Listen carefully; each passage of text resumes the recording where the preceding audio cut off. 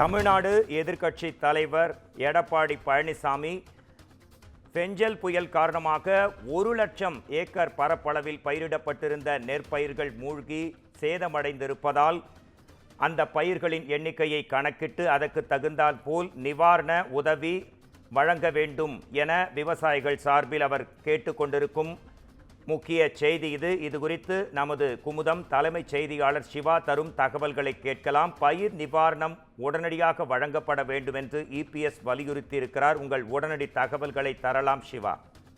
மோகன்ராஜ், தமிழகத்தின் பெஞ்சல் புயல் காரணமாக டெல்டா மாவட்டங்கள், குறிப்பாக தஞ்சாவூர், திருவாரூர், நாகை, மயிலாடுதுறை உள்ளிட்ட டெல்டா மாவட்டங்கள்ல சாகுபடி செய்திருந்த சம்பா மற்றும் தாளடி பயிர்கள் சுமார் 12 லட்சம் ஏக்கரில் பயிரிடப்பட்டிருந்த நிலையில இந்த மிகப்பெரிய மழை மற்றும் புயல் காரணமாக சுமார் 1 லட்சம் ஏக்கர் நெற்பயிர்கள் மழை நீர் மற்றும் வெள்ளத்தால் மூழ்கி முழுமையாக சேதமடைந்திருப்பதாக அதிமுக பொதுச் செயலாளர் எடப்பாடி கே பழனிசாமி குற்றம் சாட்டியிருக்கிறார்.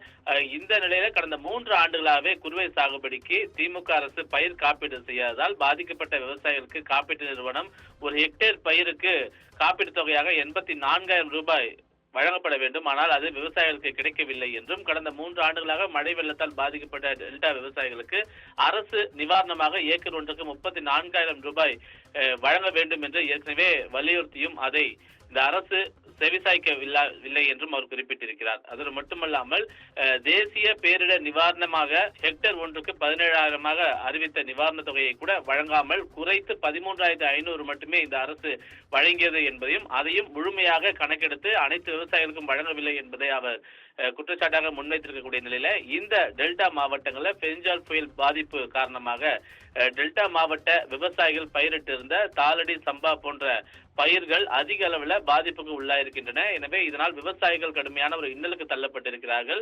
இந்த புயல் பாதிப்பால் டெல்டா மாவட்ட பயிர்கள் பாதிப்புக்குள்ளாயிருக்கிற நிலையில அதனை கணக்கெடுக்கக்கூடிய பணியை இந்த அரசு போர்க்கால அடிப்படையில் மேற்கொள்ள வேண்டும். உடனடியாக கணக்கெடுத்து விவசாயிகளுக்கு தேவையான அந்த காப்பீட்டுத் தொகை, இழப்பீட்டுத் தொகையை உடனடியாக வழங்க வேண்டும் என்ற ஒரு வலியுறுத்தலை தமிழக அரசுக்கு அதிமுக பொதுச் செயலாளர் எடப்பாடி பழனிசாமி முன்வைத்திருக்கின்றார். மோகன்ராஜ், உங்கள் முக்கிய செய்தி குறித்த முழுமையான விவரங்களுக்கு நன்றி சிவா.